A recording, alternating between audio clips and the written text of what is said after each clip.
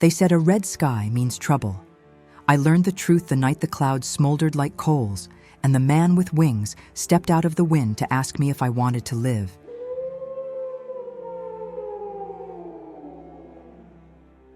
I didn't know his name then. I only knew the ache behind my eyes, the way tomorrow's sorrow sometimes pressed against my skull and sang. My gift, if you could call it that, was a chorus of near futures. Foghorn wails, tires skidding, breaths caught too late. When the visions came, people crossed the street to avoid me, as if warning them of danger made me the danger. That night, the chorus became a single note that cracked the world, an iron shriek under the bridge where the river curled like a sleeping serpent. The sound made me drop my groceries. Apples rolled across the pavement and thumped against my boots. I didn't have to look up to know the shape blotting out the stars. Every hair on my arms lifted. The air beat once, twice, wing beats or my own heart I couldn't tell. "Don't go," I whispered to myself, though my feet were already turning toward the river. I had learned to answer when the future sang, even if it sang of collapse. I cut through the old rail yard, slid down a slope of late summer weeds, and stepped into the river mist. The bridge rose ahead of me, ribs of rust and tense cables, and beyond that, the town of Gray's Bend, asleep in its porch lights. I could feel the pressure swelling, like a hand pressing down. Something would break. Something always did. He stood in the shadow under the bridge, taller than any man, wings folded tight, the air still shivering around him from the violence of his landing. His eyes glowed, not lanterns, not reflections, but a heat like coals watched too long in the dark. I couldn't see his face, not truly. The edges of him seemed to blur when I tried, the way hot air blurs over asphalt. My vision skittered aside as if he were a corner I wasn't meant to look around. "Go home," the thing said. The voice was raw gravel, dragged over stone. "You don't want this." "You're here because I do," I said, and my voice didn't shake. "Because the bridge is going to fail." The creature's head tilted, curious, not a monster's leer, curious like a crow. "You hear it?" "Yes." He stepped closer, and my courage guttered, then steadied, like a candle bullied by a draft. The closer he came, the less monstrous he seemed, as if distance let the town's rumors clothe him in claws he didn't wear. At 5 paces, the darkness behind him took a shape, broad shoulders, a man's torso, a sweep of wing curving like a shield. The eyes, though, they were not human eyes. "What do you hear?" he asked. "The joints of the bridge are tired. The west anchor is cracked through the core. The wind will swing a truck into the guardrail at 1:16 a.m. If we stop traffic now, everyone gets to sleep in their own bed." He was silent for a beat, and I felt him listening, not to me, but to something I only half could taste. The tension in steel, the shiver of cable, the arithmetic of stress. When he spoke, it was softer. "You're early. Better than late." A patrol car's light washed the underside of the bridge in red and blue. Someone had seen me, a woman in a yellow raincoat clambering under a bridge at midnight, and decided I needed rescuing, or arrest. The shriek in my head bent sharper. A truck would come, and everything would follow. "Help me," I said to the creature. "If you can pull the guardrail open and the cruiser blocks the lane, the truck will miss the weak seam." He shook his head. The wings flinched like nerves. "I don't touch the world. I am a warning, not a cure." "Then be louder," I retorted, and the recklessness of it startled even me. "If you came to watch people fall, you picked the wrong girl to tell." Something in him flinched. The officers clanked above us, flashlights skimming the girders. He turned his head, listening to a sound the world hadn't made yet. "Get them to stop the truck," he said. "Now." I ran up the embankment and nearly crashed into the officers and a highway crewman. I talked fast, not about monsters, but about cracks and wind, about a groan in steel. Boredom favors caution on slow nights. They parked the cruiser crosswise. The maintenance man threw flares. The semi burst from the tunnel of trees, horns screaming, brakes howling, heat rolling from drums, and stopped before the weak seam took its last breath. When the danger shuddered away, the winged thing was still there, waiting in the siren glow. The officers took my name, Mara Hale, librarian, and asked questions I declined to answer. I declined the ride home too, and slid back into the mist. "Thank you," I said. "You did that," he said. "We did." His head cocked, as if the concept of we were a tool he hadn't used in years. "You'll be hurt for it. The neighbors who needed something to point at saw you." I tried to shrug. It snagged a tender place. Being right in public never softened how people said strange. "I'm used to it." "Don't get used to it," he said. "The world's final shape is kinder than that." "What is? If you're such a warning, warn me something I can use." "Don't stand on bridges in storms," he said, and the corner of my mouth betrayed me with a smile. "What should I call you?" I asked. He went still. "I don't have a human name." "You had one," I said softly. It wasn't a vision, more like a handprint under fresh paint. He had known words at a table once. "It's not good to remember?" "No." "Then I'll call you what you are to me." "And what am I to you, girl with storm ears?" "A keeper," I said.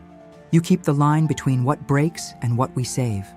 His wings eased, some bristle smoothed. "And you?" "Librarian," I said. "Bell," he corrected gently. "You ring before the fall."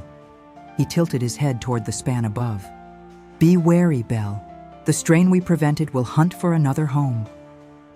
"Doesn't it always?" He opened his wings. The river took his shadow and gave me back my breath. Morning turned me into a smear of yellow on the local news. Mystery woman prevents bridge collapse. Hosts joked about guardian angels and pivoted, as small towns do, to suspicion. Who was I? Who told me? Theories sprouted like mold. I wore the yellow coat anyway. He came at sunset, in that cinder-sweet hour when crickets practice for night. The library cleared. I locked the front doors and opened the back. He stood in the alley, wings pressed tight, taller than the brick walls. "I thought you didn't touch the world," I said, heart warming near a stove I couldn't see. "I don't," he said. "But you asked for something useful." His eyes flicked toward Main Street. "There will be a fire at the mill. Not tonight, soon. They will blame wires and luck. It will be neither. Arson. A match with purpose. If you put it out before it begins, it will look like nothing. Nothing is a miracle, Belle. You could tell the police." "They don't like what I am," he said. "You tell them." "They don't like what I am either." He looked from my hands to the sky. "They will." "Why do you care if they like me?" "Because you liked me," he said, and looked away as if he'd knocked something fragile off a shelf. A stitch I hadn't noticed tightened inside me. His gift must be brutal, fractures everywhere, in metal, in weather, in skin. Touch must be agony. No wonder he kept to eaves and scaffolds. "What do you want to be called?" I asked. "Keeper isn't a name, it's a job." He tasted the thought. "I remember a sound. My mother used it. It tasted of riverstone. Rowan. Does that feel true?" "Rowan," I said. The syllable fit like I'd been saving space. "Hello, Rowan."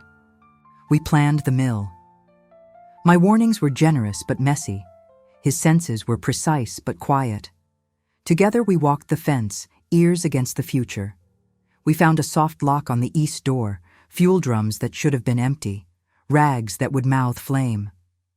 He nudged me a crowbar with the edge of a wing. Touching too much made the world scream at him, and I bled off vapor, called the fire chief from a payphone with no name, and watched red trucks roll on a false alarm that would be truer than any blaze. Later, behind the loading dock, with the danger disarmed, the cicadas sang. My head felt like a lake at dawn, flat, clean, holding light. I didn't want to leave that feeling. "Do you have a place?" I asked. "I roost," he said. "You should have a place." The last time I kept to a place, they set it on fire to learn which way I'd run. Then somewhere they can't reach, I said, and pictured the old stone house on Hawk Ridge, the collapsed kitchen, and the library still weirdly intact. I know a place. I would like, he said carefully, to see your somewhere. We went at dawn. Mist clung to the hills. The ridge road was more ruts than gravel. In daylight, he looked less spectral, more like a survivor of an old violence the town didn't remember, though it wore him daily. His hair was black, shot with iron. His eyes, in sun, were garnet, dark stone, light at the edges. This was a good house, he said, at the sagging porch, palm on the doorframe. It is tired and wants to be left alone. It will tolerate us, I said. We'll ask nicely. The library room smelled like old pages. Shelves clung to the walls like ribs. Dust took the light, like lake water takes sky. I can be quiet here, he said. The house doesn't mind me. Then it's yours. You are giving me shelter. Yes. Why? Because you're tired, I thought. Because I am too. Because you're tired, I said aloud. He made a small sound, not laughter, fragile, surprised gratitude. He stretched his wings, a slow unfurl that lifted dust and brightened light. I stepped closer. May I asked, raising my hand. If you touch me, you will hear every nail in this wall complain. The house's grief will be loud. I hear worse alone, I said, and laid my palm where wing met shoulder. My gift went from clanging chaos to a single clear tone, like a glass sung wet. For an instant, I saw what he saw. The world as music, tension, release, hum. Tears stung before I understood why. Rowan's breath hitched. You quiet me, he said, stunned. No one has ever... And you focus me, I whispered. It's like finding the key the lock forgot to ask for. Bell, he said, like a prayer. We stood that way until morning filled. When I let go, the quiet held. Rowan folded wings and sat at the long table like a man who might finish a coffee in peace. Tell me about your not demon, said a voice in the doorway. I spun. My mother, small, fierce, hair like storm wool, leaned against the frame with a bag of scones and a look that said, Don't patronize me. I taught you to lie. She stepped in, set the bag down, and began unpacking as if feeding winged men were on her chore chart. Ma, I said, suddenly 16.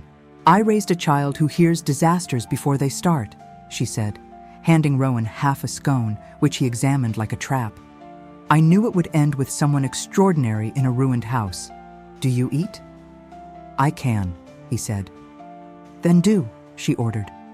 If you're going to keep my girl from standing on bridges, you need sugar. Her eyes softened at him. Thank you. He bowed his head, clumsy, sincere. Your daughter makes the world survivable. My mother's mouth twitched.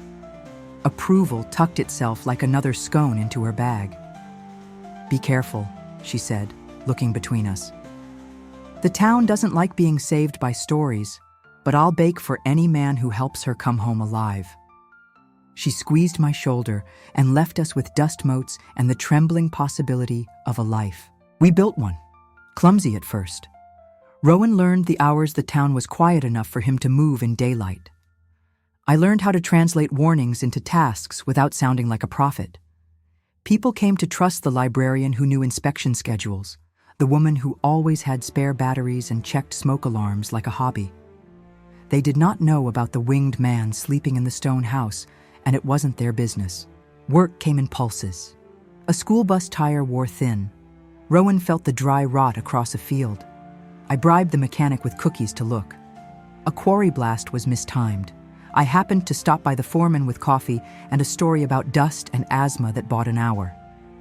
A boy wandered toward a sinkhole.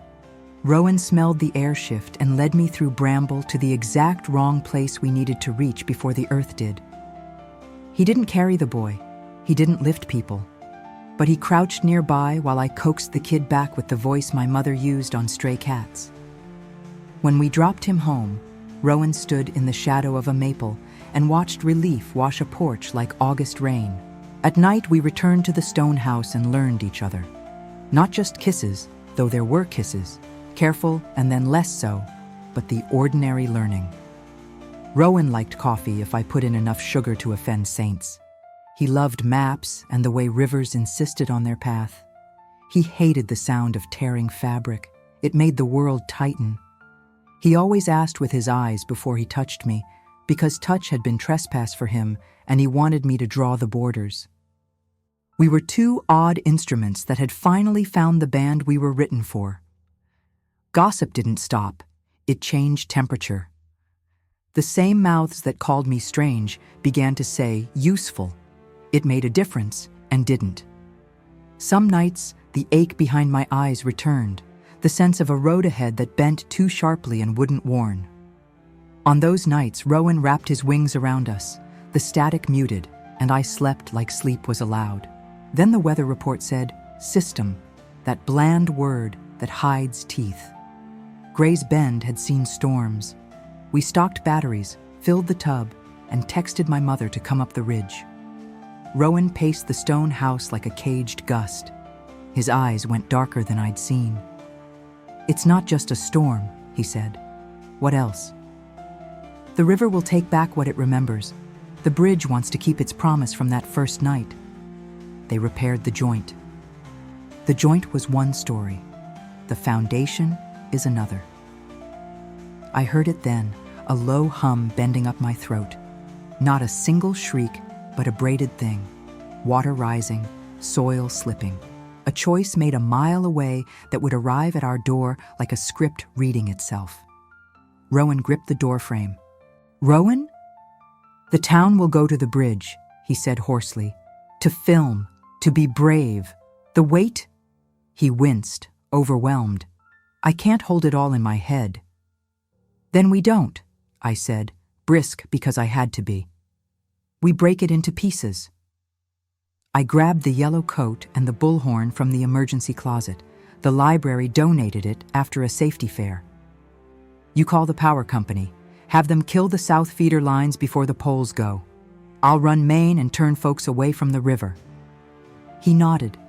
We'll need the church basement. High ground. The pastor will be stubborn. I'll bring him faith with a side of common sense. We split the town the way we'd learned to split trouble. I shouted. Rowan listened.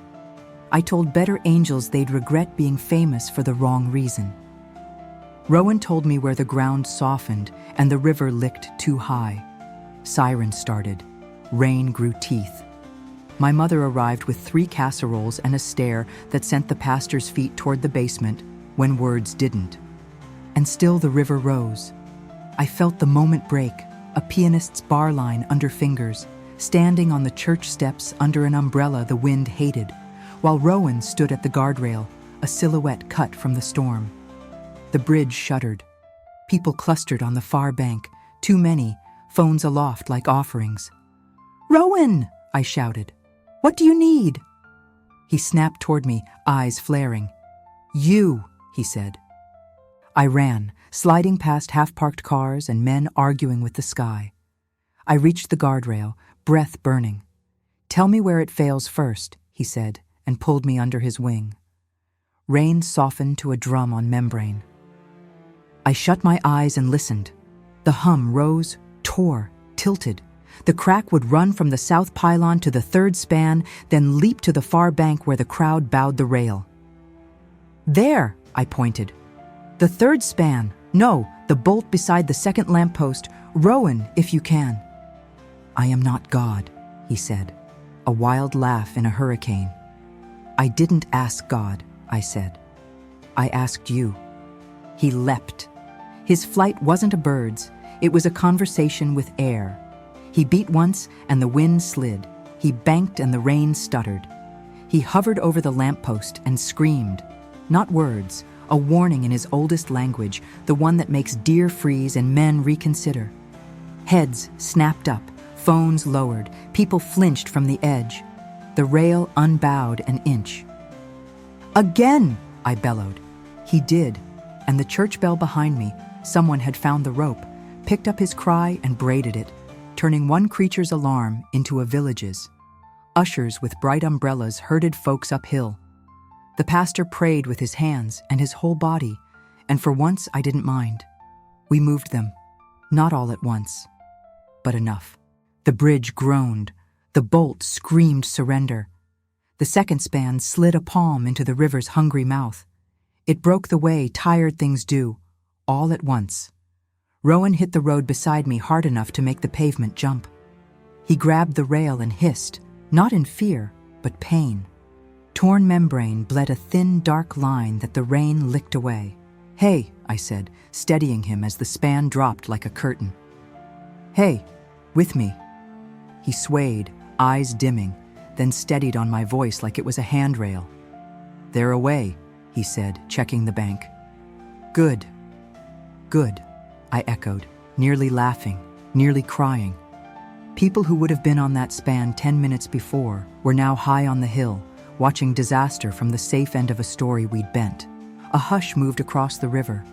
Word spread uphill. The creature had saved them. Some made signs of the cross, some simply stared. No one threw rocks. That felt like a miracle. Rowan sagged and I went down with him, knees on wet asphalt. His hands were shaking.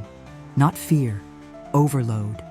I pressed my palm to his shoulder where wing met bone. The world's clamor nodded, then unwound into a single tone. "There," I murmured. "There you are." He inhaled like breath hurt and then eased. "Belle," he said, gratitude and apology wrapped together. "I am sorry you must always be the quiet." "Don't be, I wouldn't trade it." "Even if it means you belong to no one but the sound?" he asked softly. "I belong to you," I said, before fear could make me less brave. "If you'll have me." His eyes warmed, garnet catching what sun might someday return. "I will." He leaned into my hand and let me keep him while the river ate the old span and the town watched the price of being careless. Sirens cut the rest into tasks. Barricades, reroutes, coffee poured in church basements over stories that would later grow antlers and extra teeth. None of it touched where we sat, my yellow coat bright against the storm, his wing wrapped around both of us like a decision. The next morning, the sky remembered blue. Mud lines marked porches. The radio called the bridge collapse a tragedy with a miracle that no one could quite name. Everyone had an angle. The sheriff with measured words, the foreman with cost estimates, the mayor with promise. No one said Mothman into a microphone. You don't feed a story like that. You let it hunt you in private. We walked home slow. Rowan's torn membrane would mend. He said so with the same certainty he used about steel and weather. My mother met us at the ridge with a stack of towels, a thermos, and a look like she would fight the river if it came up the hill again. "You did it," she said, wiping my face with the corner of a towel like I was 5. She turned to Rowan. "And you, sit before you fall." He sat. He cradled the thermos like a holy object. When he looked up at my mother, something gentle had replaced the bristle. "Thank you." "Don't thank me," she sniffed. "You've complicated my grocery list. I have to plan for a man who can't handle the sound of tearing bread." "I am getting better," he offered. "You'll get better faster with stew," she said, and left for the kitchen. We laughed, both of us in the same astonished key. "Some folks saw you," I said once the quiet settled. "Really saw you. They didn't run." "I am getting better," he offered. "You'll get better faster with stew," she said, and left for the kitchen. We laughed, both of us in the same astonished key. "Some folks saw you," I said once the quiet settled. "Really saw you. They didn't run." "They will remember different," he said. "Memory is a river. It carves its own truth. What truth do you want it to carve?" "That a warning is not a curse," he said after a beat. "That a keeper is not a monster. That a bell is not a witch." I moved closer on the bench. I can work with that. We didn't kiss then. We sat with our shoulders touching and watched sunlight find a dry square on the floorboards. There are kisses that save, and there are moments that make kisses possible. This was the second kind. Rebuilding began before the mud dried. There were meetings and bids and men in hard hats who said timeline like it was a spell. I kept my library hours, my battery stash, my spare flashlights. People stopped whispering when I passed. They started asking. I helped install smoke alarms without making it about me. I walked old ladies to their cars and left casseroles at the doorsteps of the ones whose basements had learned to swim. The pastor stopped me at the grocery. "You were brave," he said. "I was loud," I said. "Sometimes they're the same." "Sometimes being loud is easier if you believe," I said. "What do you believe?"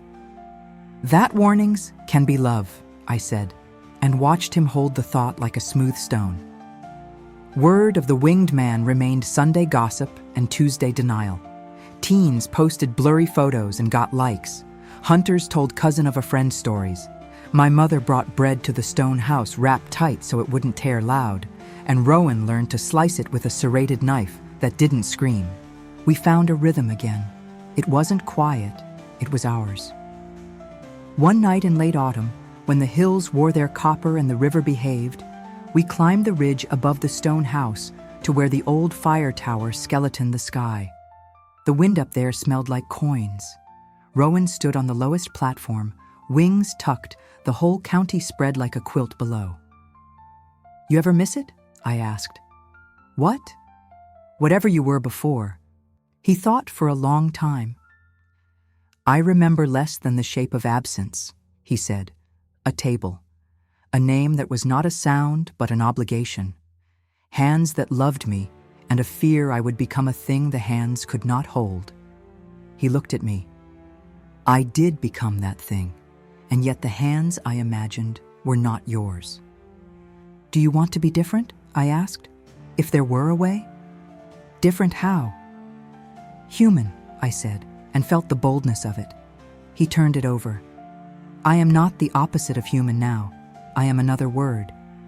If becoming your kind meant losing the parts of me that keep you safe, I would say no. If it meant eating stew with 2 hands at your mother's table without making her flinch, I would say yes. If it meant losing the only way I've ever learned to love you, by listening for what will break and standing there first, I would say no." He took my hand. "Do you want me to be different?" "I want you to be yours," I said. "I want you to keep the parts that fit me." "They do," he said simply. "They fit."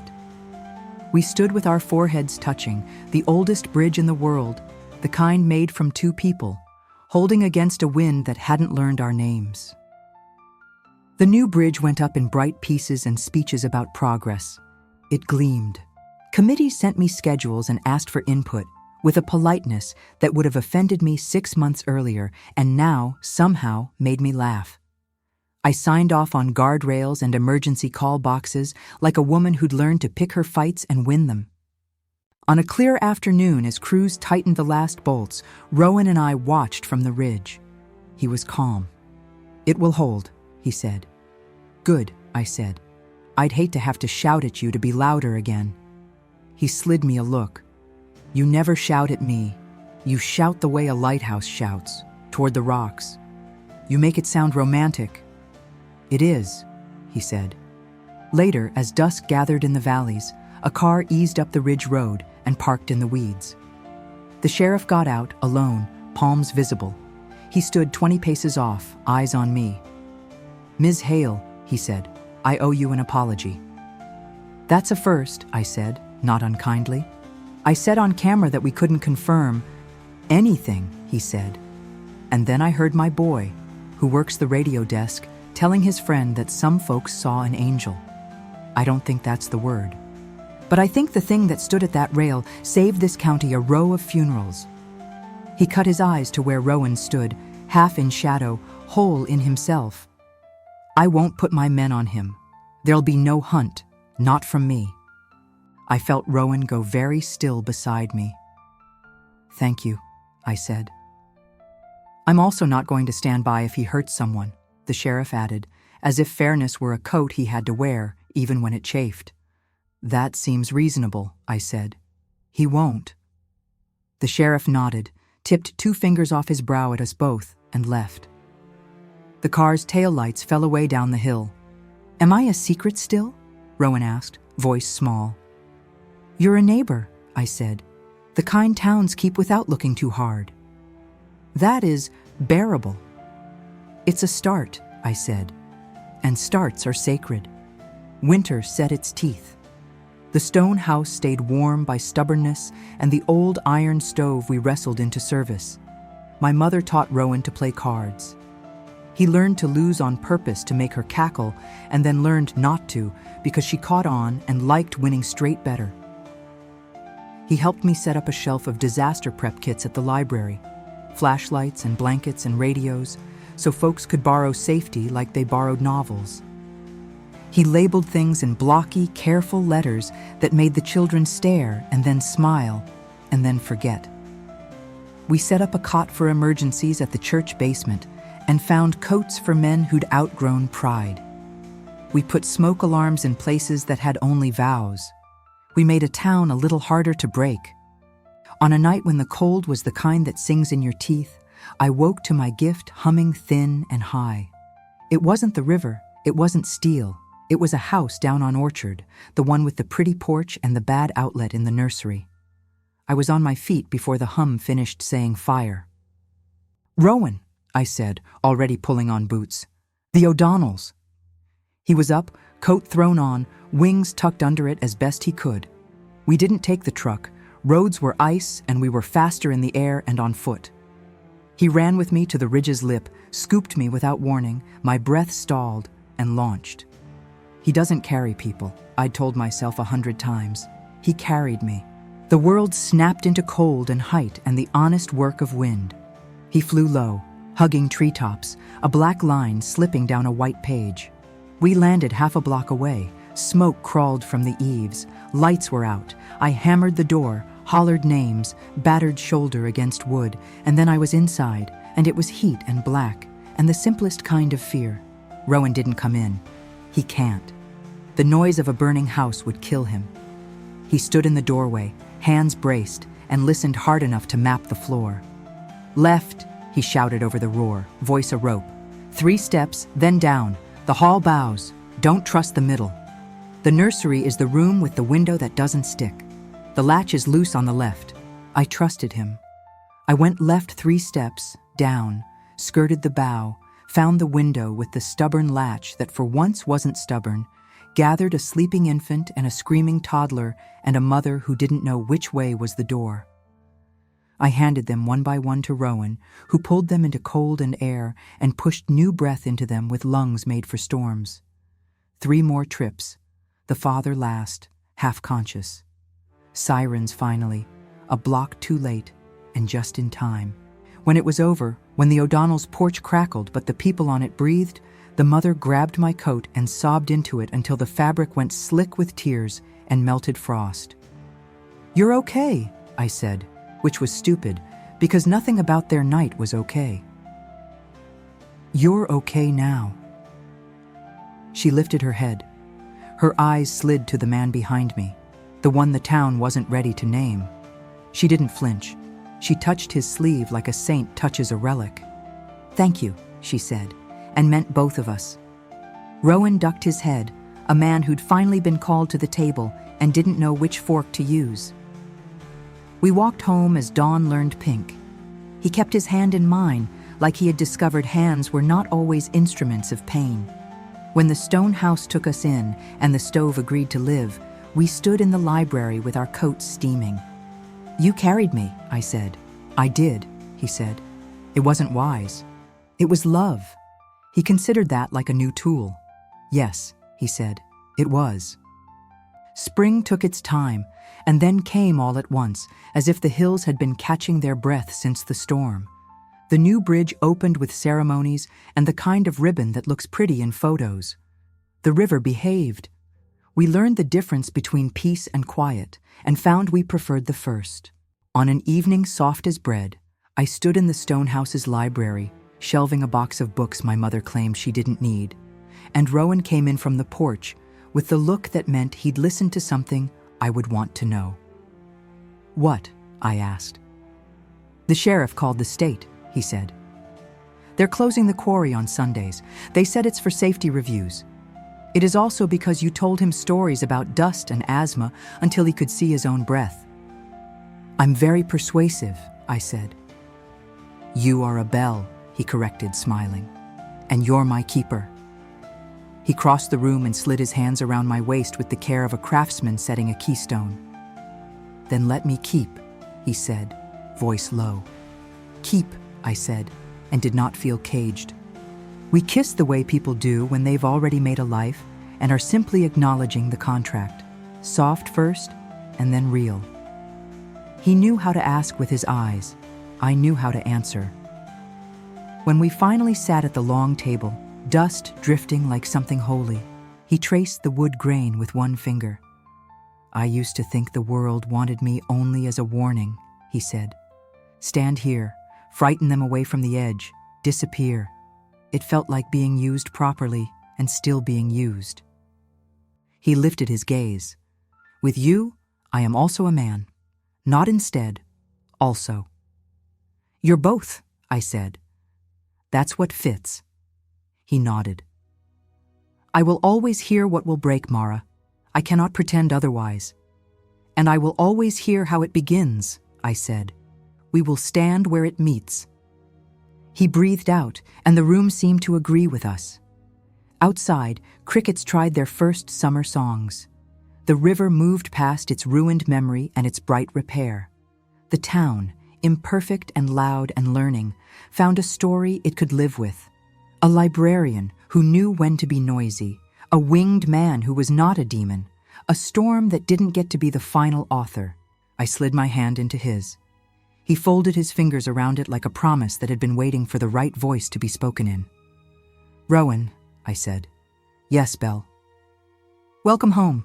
If you like this story, please like, share, and subscribe. It helps this channel grow. Thanks for watching.